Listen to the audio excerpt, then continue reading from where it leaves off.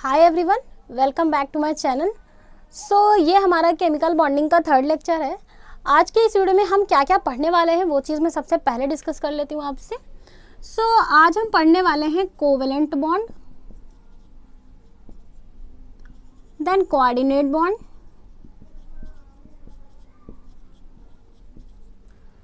Then इन दोनों को पढ़ने के बाद जो सबसे इम्पॉर्टेंट चीज़ हम आज पढ़ने वाले हैं वो है स्ट्रक्चर। स्ट्रक्चर को कैसे हम ड्रॉ करते हैं, कैसे क्या स्ट्रक्चर बनता है, लाइक CO3 2 माइनस, SO3 या SO2, SO4 2 माइनस या SO2, इन सब के स्ट्रक्चर्स हमारे कैसे बनते हैं, तो ये इस वीडियो में मैं आपको आज सिखाऊंगी। तो सबसे पहले हम स्टार्ट करते हैं कोवेलेंट बॉन्ड्स।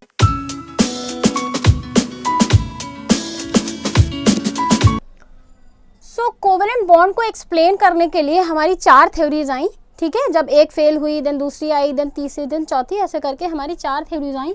वो 4 थ्योरीज कौन कौन सी है हमारी? Lewis theory, valence bond theory, valence shell electron pair repulsion theory, and last one is MOT, that means molecular orbital theory, ठीक है। सबसे पहले स्टार्ट करती हूँ मैं लेविस थ्योरी से।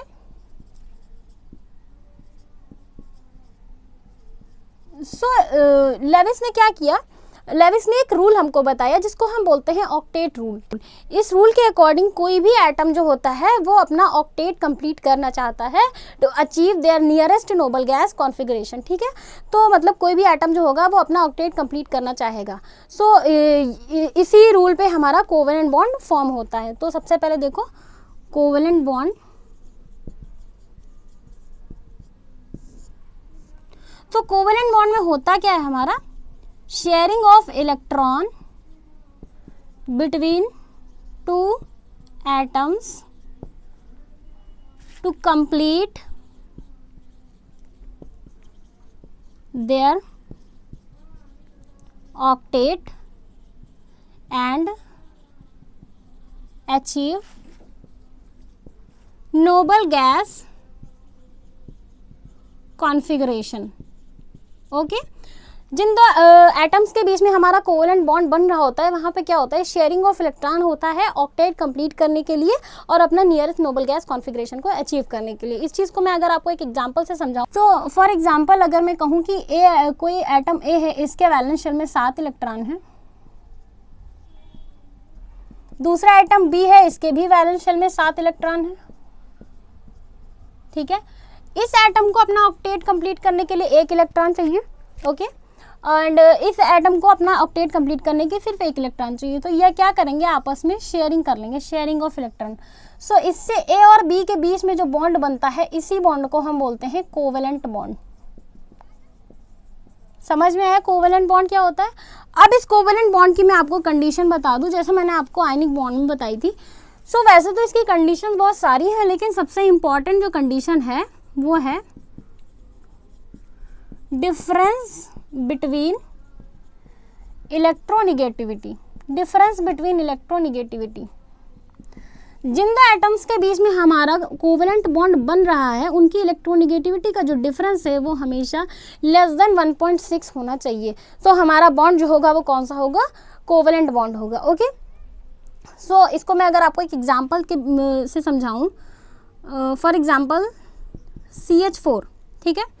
तो कार्बन के वैलेंस शेल में हमारे 4 इलेक्ट्रॉन होते हैं।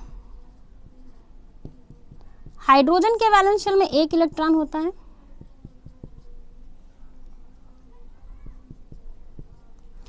तो इस हाइड्रोजन को क्या चाहिए? अपना डुप्लेट कंप्लीट करना है अपनी नियरेस्ट नोबल गैस कॉन्फ़िगरेशन पाने के लिए। इस हाइड्रोजन को भी, इसके भी वैलेंस शेल में 2 इलेक्ट्रॉन हो गए, इसके भी वैलेंस शेल में 2 इलेक्ट्रॉन, इसके भी वैलेंस शेल में 2 इलेक्ट्रॉन।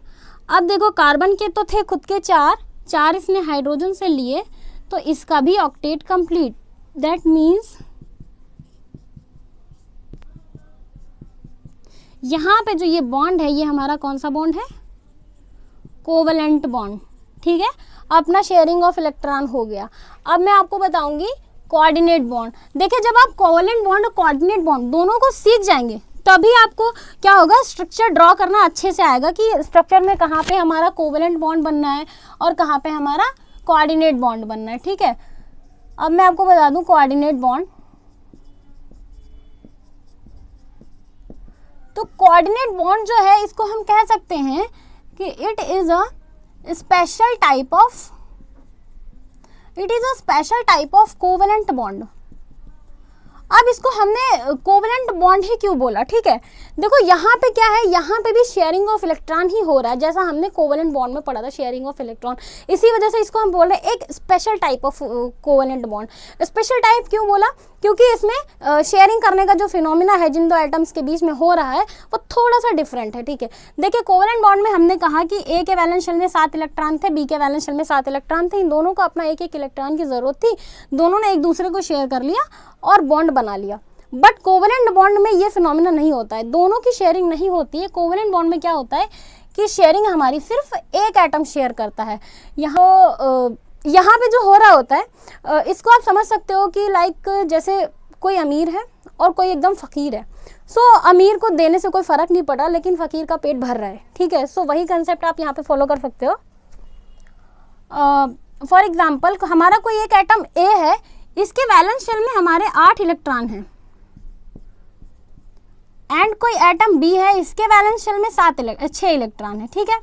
सो इसका तो अपना ऑक्टेट कंप्लीट है, ये टेंशन फ्री है, इसका अपना ऑक्टेट कंप्लीट है। बट बी का यहाँ पे क्या है, इसके वैलेंस शेल में 6 इलेक्ट्रॉन है, तो ये क्या करेगा, अपने 2 इलेक्ट्रॉन इसको डोनेट कर देगा, ठीक है, मतलब शेयर कर देगा। तो जब ये 2 इलेक्ट्रॉन इसको देगा तब ए और बी के बीच में जो बॉन्ड बनेगा इसको हम बोलते हैं कोवेलेंट बॉन्ड, ठीक है। कोवेलेंट बॉन्ड क्यों बोला, क्योंकि यहाँ पे जो शेयरिंग हो रही है वो सिर्फ एक ही एटम कर रहा है शेयर, बी ए को शेयर नहीं कर रहा है। पिछले में हमने पढ़ा कोवेलेंट बॉन्ड में हमने पढ़ा ए और बी दोनों शेयर कर रहे थे, बस यहाँ पे क्या होगा कि सिर्फ एक ही एटम शेयर करता है। इसीलिए इसको हम बोलते हैं special type of covalent bond, या इसी को हम बोलते हैं कोऑर्डिनेट बॉन्ड, और इसी को हम बोल सकते हैं डेटिव बॉन्ड, ठीक है, डेटिव बॉन्ड। अब मैं इसकी आपको कुछ कंडीशंस पढ़ा दूं, उसके बाद हम स्ट्रक्चर्स पे जाएंगे। अपना सबसे इंपॉर्टेंट चीज़ वही है अपने इस पूरे वीडियो लेक्चर का, ये तो डेफिनेशंस चल रही हैं हमारी। तो कंडीशन में आपको सबसे पहले बता दूं कि जो एटम, जो कह सकते हो कि जो अमीर है उसके पास क्या होना चाहिए, उसकी ऑक्टेट क्या होनी चाहिए, कंप्लीट होनी चाहिए, प्लस उसके पास लोन पेयर ऑफ इलेक्ट्रॉन भी होना चाहिए, शुड बी प्रेजेंट। सो जो हमारा अमीर है उसके पास क्या होना चाहिए, ऑक्टेट कंप्लीट होनी चाहिए, तभी तो वो हमारा अमीर कहला रहा है। Plus lone pair of electron should be present, lone pair of electron भी होना चाहिए। अब उसके बाद आता है हमारा भिखारी, ठीक है, इसके पास क्या है, 2 इलेक्ट्रॉन की कमी होनी चाहिए।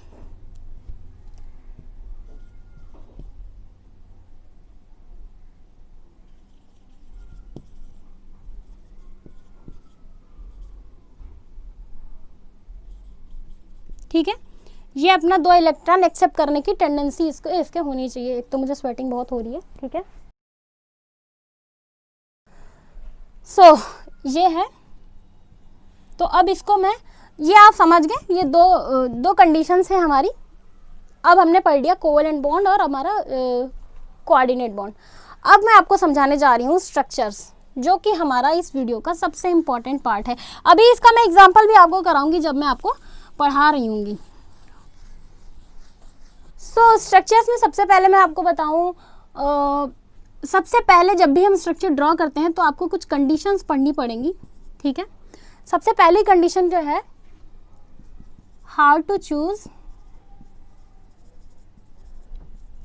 Central atom, how to choose central atom. देखिए सेंट्रल एटम को चूज करने के जो मैं आपको पैरामीटर्स बता रही हूँ उस चीज़ को आप ध्यान में रखिएगा। सबसे पहली बात क्या होना चाहिए, एटम जो है वो लीस्ट इन नंबर होना चाहिए। जो एटम है जो कम से कम नंबर में प्रेजेंट है वही हमारा सेंट्रल एटम होगा। या एक और कंडीशन हो सकती है बिगर इन साइज, ठीक है, एक ये कंडीशन हो सकती है बिगर इन साइज, या एक ये कंडीशन हो सकती है least electronegativity, okay, least in electronegativity होना चाहिए। या हम ये कह सकते हैं हाई एटॉमिक नंबर। देखिए ये कंडीशन जो है आपको ध्यान में रखनी है, तभी आपको स्ट्रक्चर ड्रॉ करना आ पाएगा। अब ये तो हो गई हमारी पहली। अब उसके बाद अब अगर हमको कहीं पे किसी भी एटम में चार्ज दिख जाता है, जैसे मैंने आपको बताया SO4 2-, तो इस केस में हम क्या कंडीशन फॉलो करेंगे, जो ये चार्ज हमारा होगा, चार्ज जो है हमारा, charge should be present on corner atom.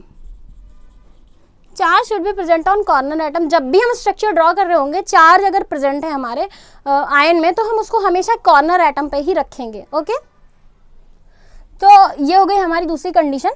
अब उसके बाद जो हमारा फाइनल रिजल्ट आएगा, तो फाइनल रिजल्ट जब इन दोनों कंडीशन को हम फुलफिल करेंगे, फाइनल रिजल्ट आने पर जो हमारा मॉलिक्यूल होगा उसमें each atom should complete their octet. ठीक है, तो जो हमारा रिजल्ट आ रहा होगा उसमें हमारा हर एक एटम क्या कर रहा होगा, अपना ऑक्टेट को कंप्लीट कर रहा होगा। अब चलिए इन दो रूल्स के हिसाब से मैं आपको कुछ एग्जांपल्स बता दूँ, कुछ क्या, मैं बहुत सारे एग्जांपल्स आपको बताऊंगी, आपका एकदम बेसिक से क्लियर हो जाएगा, एकदम स्टार्टिंग से लेके एडवांस तक आपका स्ट्रक्चर ड्रॉ करना आ जाएगा। बात करूँ मैं ऑक्सीजन की। अब इसमें तो देखिए आपको सेंट्रल एटम चुनने का कोई फंडा होने वाला नहीं है, क्योंकि दोनों ही ऑक्सीजन एटम है, ये अपना एक ऑक्सीजन, अपना ये एक ऑक्सीजन। ऑक्सीजन के वैलेंस शेल में कितने इलेक्ट्रॉन होते हैं हमको पता है, 6। दूसरे ऑक्सीजन के वैलेंस शेल में भी कितने इलेक्ट्रॉन होंगे, 6। इसको कितने की ज़रूरत है, 2 की। इसको भी ज़रूरत है 2 की। तो ये दोनों अपना इलेक्ट्रॉन शेयर कर लेंगे। ठीक है, तो बॉन्ड जो हमारा बनेगा वो कुछ इस तरह से बन जाएगा। ठीक है, अब देखो ये जो रह गए, हमारे, ये कहलाते हैं लोन पेयर।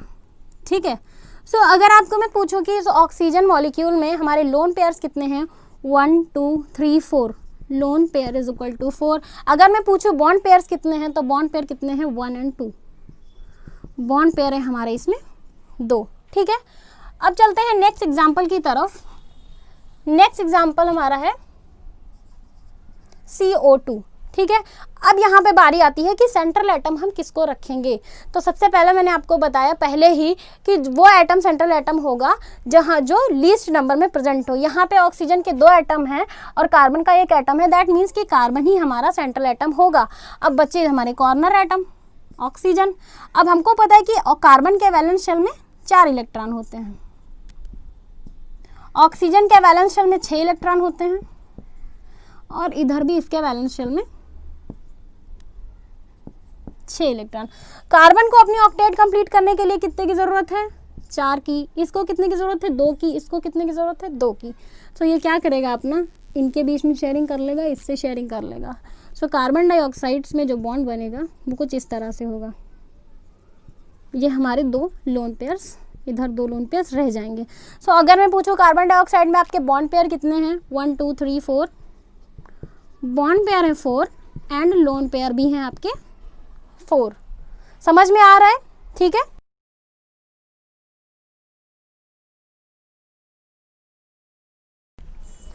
तो कुछ स्टूडेंट्स हमेशा कंफ्यूज रहते हैं कि वैलेंस शेल के इलेक्ट्रॉन और वैलेंसी में क्या डिफरेंस होता है। सो मैं आपको पहले बताऊं कि वैलेंस शेल के इलेक्ट्रॉन्स मींस लास्ट शेल में हमारे कितने इलेक्ट्रॉन्स हैं। फॉर एग्जांपल कार्बन का हमारा एटॉमिक नंबर 6 होता है, तो अगर मैं इसका इलेक्ट्रॉनिक कॉन्फ़िगरेशन लिखूं 1s2 2s2 2p2, सो अगर ये हमारा कार्बन का न्यूक्लियस है, सो ये हमारी फर्स्ट शेल हो गई, ये हमारी सेकेंड या थर्ड शेल। सो ये हमारे क्या है, 2 इलेक्ट्रॉन होंगे इसमें, इस शेल में। इस शेल में कितने इलेक्ट्रॉन हैं, 4 हैं, 1 2 3 4। तो जो हमारी लास्ट शेल में जो इलेक्ट्रॉन होते हैं उसी को हम बोलते हैं वैलेंस शेल के इलेक्ट्रॉन। फॉर एग्जांपल नाइट्रोजन की अगर मैं बात करूं, सो 1s2 2s2 2p3, तो ये हमारा कार्बन नाइट्रोजन का न्यूक्लियस है, ये हमारी फर्स्ट शेल, ये सेकंड शेल, ये थर्ड, और भी शेल्स होंगी। सो फर्स्ट शेल में हमारे कितने इलेक्ट्रॉन हैं, 2। सेकंड शेल में हमारे कितने इलेक्ट्रॉन हैं, 5, 1 2 3 4 5। दैट मीन्स यहाँ पे वैलेंस शेल के इलेक्ट्रॉन कौन होंगे हमारे, 5, यानी कि लास्ट शेल के इलेक्ट्रॉन हमारे 5। अब बात करते हैं वैलेंसी की। सो वैलेंसी क्या होती है कि अपना ऑक्टेट कंप्लीट करने के लिए वैलेंस शेल में जितने इलेक्ट्रॉन्स की ज़रूरत होती है उसी को हम बोलते हैं वैलेंसी। फॉर एग्जांपल अगर मैं बताऊं कि कार्बन के वैलेंस शेल में मैंने आपको बताया कि 4 इलेक्ट्रॉन थे, तो इसको अपना ऑक्टेट कंप्लीट करने के लिए कितने इलेक्ट्रॉन की ज़रूरत होगी? 4 की। इसका मतलब इसकी वैलेंसी कितनी हो गई? 4। अगर मैं आपको कहूँ कि नाइट्रोजन के केस में मैंने आपको बताया था कि इसके वैलेंस शेल में 5 इलेक्ट्रॉन थे, इसको अपना ऑक्टेट कंप्लीट करने के लिए कितने इलेक्ट्रॉन की ज़रूरत होगी? 3 की। दैट मीन्स इसकी वैलेंसी हो गई 3। तो इसको हम कह सकते हैं valency is equal to 8 minus number of electron in valence shell. Valency होती है हमारी 8 minus number of electron in valence shell. ठीक है, चलिए अब अपने मैं स्ट्रक्चर समझा रही थी आपको, स्ट्रक्चर्स वाले एग्जाम्पल पे आते हैं हम।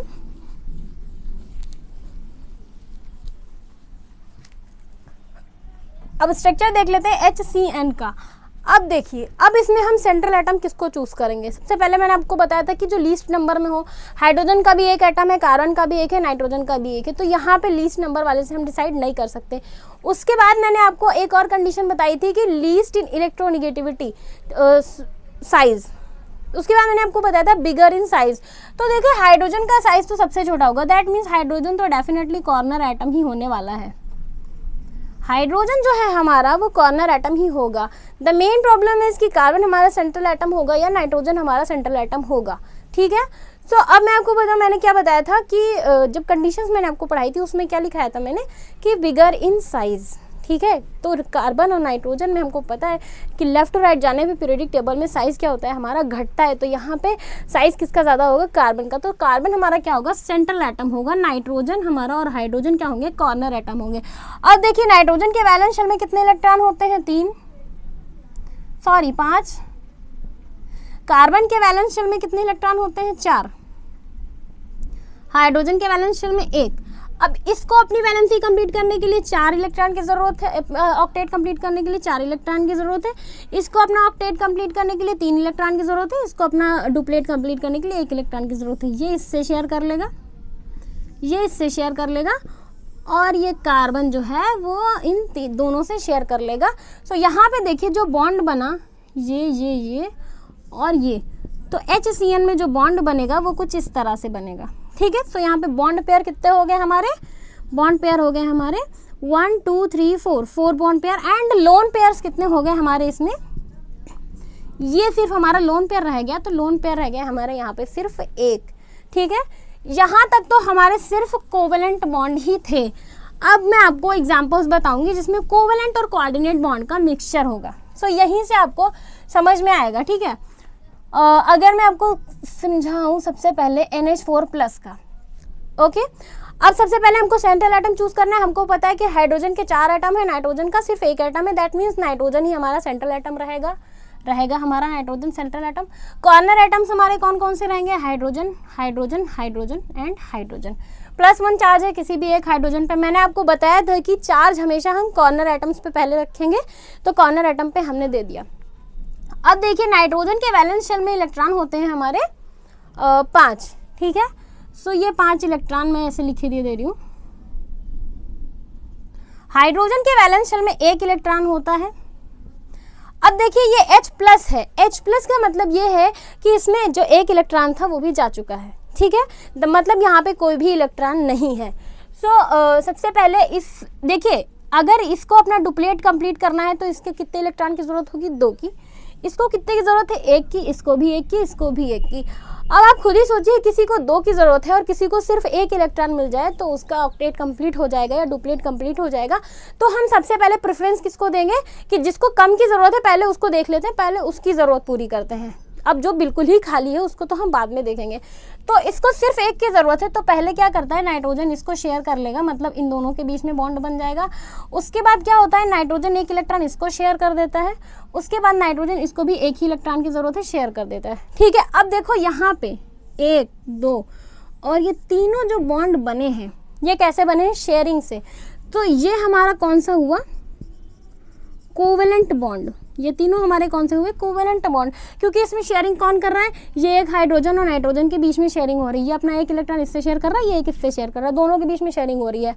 अब बात करते हैं हम इस हाइड्रोजन की, इस हाइड्रोजन को चाहिए 2 इलेक्ट्रॉन, ठीक है। हमने जो कोऑर्डिनेट बॉन्ड में कंडीशंस पढ़ाई थी कि जो जिसको ज़रूरत होगी उसको क्या होना चाहिए, 2 इलेक्ट्रॉन की उसके पास कमी होनी चाहिए, इसको चाहिए 2 इलेक्ट्रॉन अपना डुप्लेट कंप्लीट करने के लिए।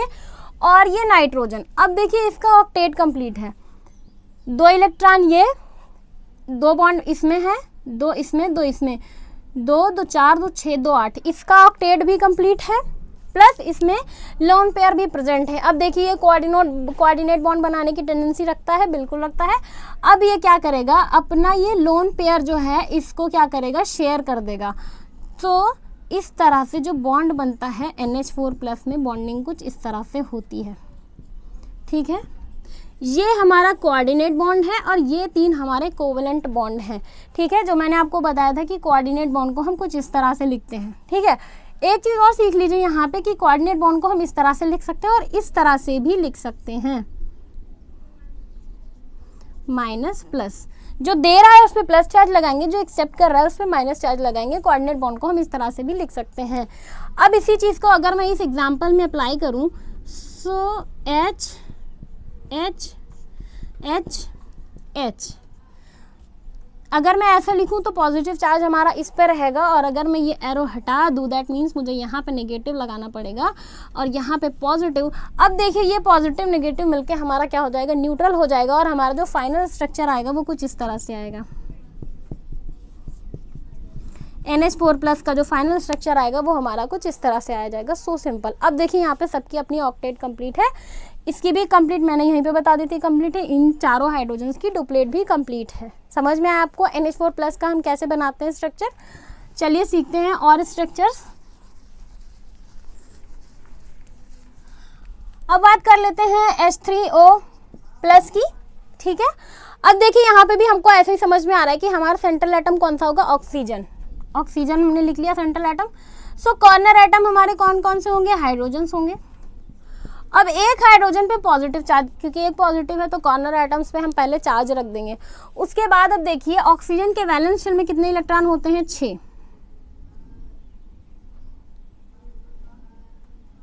ठीक है। हाइड्रोजन के वैलेंस शेल में 1 इलेक्ट्रॉन होता है, और इसके पास जो इलेक्ट्रॉन था उस पर प्लस चार्ज आ गया, दैट मीन्स वो भी लूज हो चुका है। तो यहाँ पे इस टाइम पे इस हाइड्रोजन के पास एक इलेक्ट्रॉन नहीं है, इसके पास 1 इलेक्ट्रॉन है। अच्छा मैं इसको डॉट से दिखा देती हूँ, क्योंकि प्लस और मल्टीप्लाई में थोड़ी सी कंफ्यूजन हो सकती है आप लोग को, ठीक है। अब देखिए इस हाइड्रोजन को 1 की ज़रूरत है, इसको भी 1 इलेक्ट्रॉन की ज़रूरत है, बट इसको 2 की ज़रूरत है। तो हम सबसे पहले इस ऑक्सीजन से इन दोनों की ज़रूरतों को पूरा करेंगे। सो क्या करेंगे हम, ये हाइड्रोजन इससे शेयर करेगा, ये हाइड्रोजन इससे शेयर करेगा। अब देखिए इस ऑक्सीजन के पास 2 2 4, और ये ऑक्सीजन इन दोनों से शेयर करके ले लेगा, तो इसकी ऑक्टेट तो हो गई कंप्लीट। इसकी ऑक्टेट हो गई कंप्लीट, हमारा H+ अभी भी रह गया है। अब देखिए इस ऑक्सीजन की ऑक्टेट भी कंप्लीट है और इसके पास लोन पेयर भी है, और इस हाइड्रोजन को 2 इलेक्ट्रॉन्स की ज़रूरत है। देखिए पूरी कोऑर्डिनेट बॉन्ड की कंडीशन फॉलो हो रही है।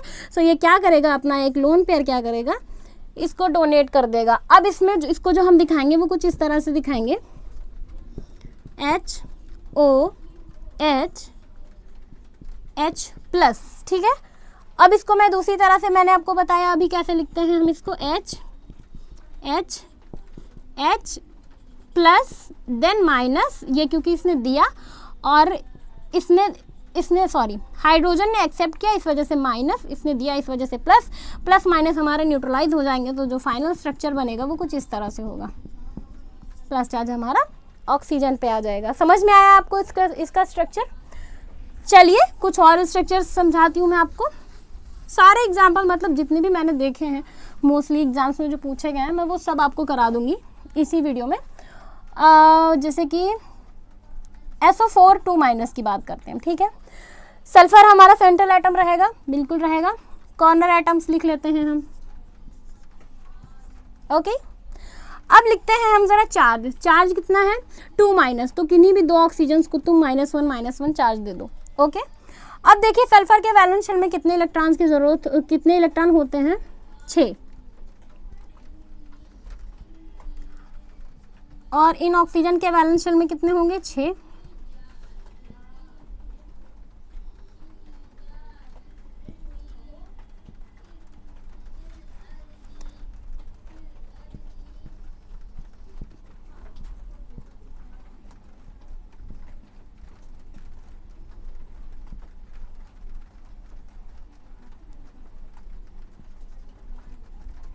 ये माइनस चार्ज है हमारा। अब देखिए इन दोनों ऑक्सीजन के वैलेंस शेल में 6 इलेक्ट्रॉन तो थे, लेकिन जैसे ही इस पे माइनस चार्ज लग गया दैट मीन्स इसमें 1 इलेक्ट्रॉन और है, मतलब यहाँ पे कितने इलेक्ट्रॉन है हमारे, 7 इलेक्ट्रॉन है। और इस ऑक्सीजन की बात करेंगे तो यहाँ पे अभी 6 इलेक्ट्रॉन है और इसमें भी 6 ही इलेक्ट्रॉन है, जबकि इन दोनों के पास हमारे 7 इलेक्ट्रॉन है। तो एक बात बताइए, जब मैंने आपको बताया कि जब हमें डोनेट करना होगा तो जिसको कम की ज़रूरत होगी उसको हम पहले दे देंगे और जिनको ज़्यादा इलेक्ट्रॉन्स की ज़रूरत होगी उनकी बात हम बाद में करेंगे। तो इसको इन दोनों ऑक्सीजन को सिर्फ 1-1 इलेक्ट्रॉन की ज़रूरत है, तो ये क्या करेंगे अपना 1-1 इलेक्ट्रॉन से शेयरिंग कर लेंगे सल्फर के 1-1 इलेक्ट्रॉन से। अब देखिए सिंगल बॉन्ड बन जाएगा क्योंकि 1 ही इलेक्ट्रॉन की शेयरिंग हो रही है। अब ये हमारे 2 ऑक्सीजन अभी रह गए हैं। अब ये देखिए सल्फर की अपनी ऑक्टेट कंप्लीट हो चुकी है, 2, 2 4, 2 6, 2 8 ऑक्टेट कंप्लीट हो चुकी है। इसके पास लोन पेयर भी रह गए हैं, मतलब ये कोऑर्डिनेट बॉन्ड की कंडीशन को फुलफिल कर रहा है। और यहाँ पे भी इनको 2-2 इलेक्ट्रॉन की ज़रूरत है, ये भी कोऑर्डिनेट बॉन्ड की कंडीशन में भिखारी का रोल अच्छे से प्ले कर रहे हैं। दैट मीन्स यहाँ पे क्या बनेगा, कोऑर्डिनेट बॉन्ड। सो इसको हम इस तरह से लिख सकते हैं,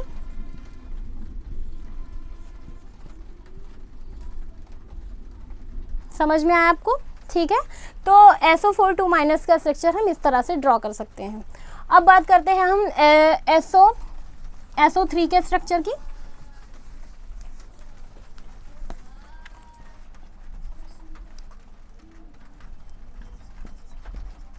SO3 ये हमारा सल्फर है,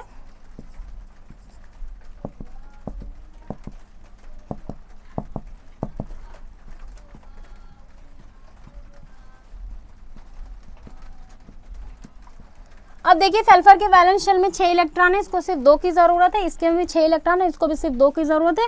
ये दोनों अपना क्या करेंगे, अपना शेयरिंग कर लेंगे। इसका भी ऑक्टेट कंप्लीट, इसका भी ऑक्टेट कंप्लीट।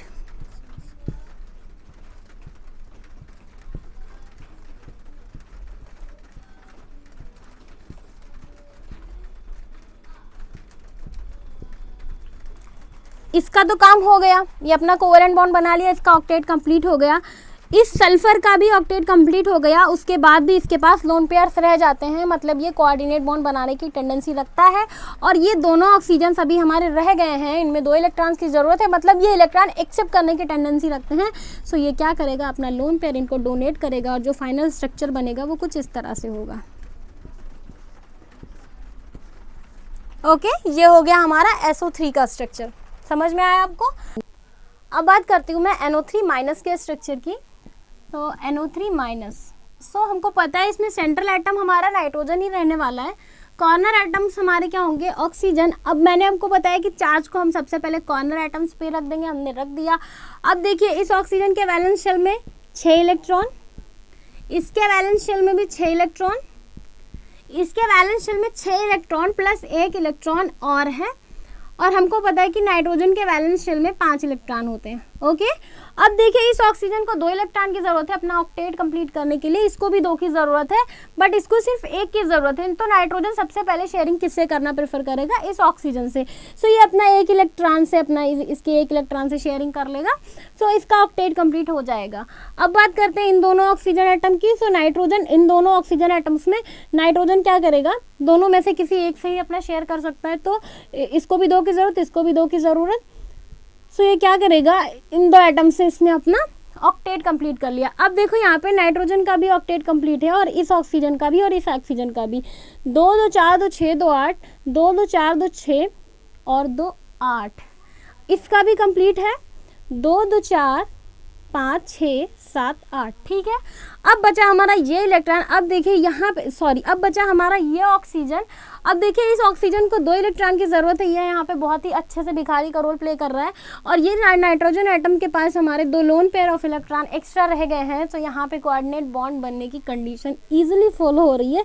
सो ये क्या करेगा, अपना लोन पेयर इस नाइट्रोजन ने इस ऑक्सीजन को दे दिया, और NO3 माइनस में इस तरह से स्ट्रक्चर फॉर्म होगा। ठीक है, अब बात करते हैं हम कार्बन मोनोऑक्साइड के स्ट्रक्चर की।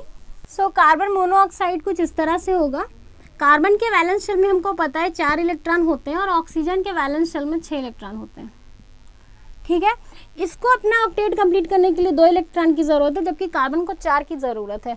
तो सबसे पहले क्या होगा, इनकी शेयरिंग हो गई। अपने ऑक्सीजन ने तो ऑक्टेट अपना कंप्लीट कर लिया। ठीक है, ऑक्सीजन और कार्बन के बीच में ये कोवेलेंट बॉन्ड फॉर्म हो गया। अब कार्बन जो है इसका ऑक्टेट अभी भी कंप्लीट नहीं हुआ है, बिकॉज 2 2 4 2 6, इसके पास अभी भी 8 इलेक्ट्रॉन नहीं है। सो यहाँ पर इसको 2 की ज़रूरत है, ये भिखारी का रोल प्ले कर रहा है। और इस ऑक्सीजन का ऑक्टेट कंप्लीट होने के बाद भी इसके पास 2 लोन पेयर ऑफ इलेक्ट्रॉन रह गए हैं। सो ये कोई भी अपना एक लोन पेयर ऑफ इलेक्ट्रॉन इस कार्बन को डोनेट कर सकता है। तो कार्बन मोनोऑक्साइड में जो बॉन्डिंग होती है वो कुछ इस तरह होती है, 2 कोवेलेंट बॉन्ड होते हैं हमारे, जबकि एक कोऑर्डिनेट बॉन्ड होता है। अब बात करते हैं हम ओजोन की। देखिए, जितने भी एग्जाम्पल्स हैं मैं आपको मैक्सिमम कराने की कोशिश कर रही हूँ कि मैक्सिमम मैं आपको करा दूँ और आपको अच्छे से समझ में आ जाए। अगर आपको वीडियो ये पसंद आ रहा है तो प्लीज़ अपनी पसंद का इजहार कर दो यार, कमेंट बॉक्स में लाइक कर दो वीडियो को और चैनल को भी सब्सक्राइब कर ही दो। ठीक है, सो ऑक्सीजन, 3 ऑक्सीजन। ठीक है, अब हमको पता है ऑक्सीजन के वैलेंस शेल में 6 इलेक्ट्रॉन होते हैं। ये अपना मैंने सबके इलेक्ट्रॉन्स लिख दिए। तो सबसे पहले क्या होगा कि ये 2 ऑक्सीजन ने अपना शेयरिंग कर ली, कोवेलेंट बॉन्ड से अपनी अपनी ऑक्टेट कंप्लीट कर ली। लेकिन अभी हमारा ये ऑक्सीजन एक रह गया। अब इन दोनों में से इसके पास क्या है, इसके पास या इसके पास, दोनों में से दोनों के पास क्या है, 2 2 लोन पेयर एक्स्ट्रा रह गए हैं। तो चाहे तो ये दे दे और चाहे तो ये दे दे अपना लोन पेयर। सो ये क्या करता है, अपना इस ऑक्सीजन को अपना लोन पेयर दे देता है और इस तरह से ओजोन में बॉन्डिंग होती है। तो ये 2 हमारे जो बॉन्ड हैं ये हैं हमारे कोवेलेंट बॉन्ड, और जो ये बॉन्ड है हमारा, ये है हमारा coordinate bond. Okay, I hope आपको अच्छे से क्लियर हो गया होगा। यहाँ पे कोई भी फंडा नहीं है, आप इलेक्ट्रॉन चार्ज कर तो टोटल इलेक्ट्रॉन काउंट करो, देन उसमें से फॉर्मल चार्ज कैलकुलेट करो, एक्सेट्रा एक्सेट्रा। एक सिंपल सा जो मैंने स्टार्टिंग में बताया, how to select central atom, उसके बाद अपना चार्ज हमेशा कॉर्नर पे रखना और जिसको कम की ज़रूरत हो सबसे पहले उसको देना। उसके बाद बचे कुचे में अपना हम देखेंगे कि कोवेलेंट बॉन्ड होगा या कोऑर्डिनेट बॉन्ड होगा। ओके, सो आज के लिए बस इतना ही। नेक्स्ट वीडियो में मिलते हैं।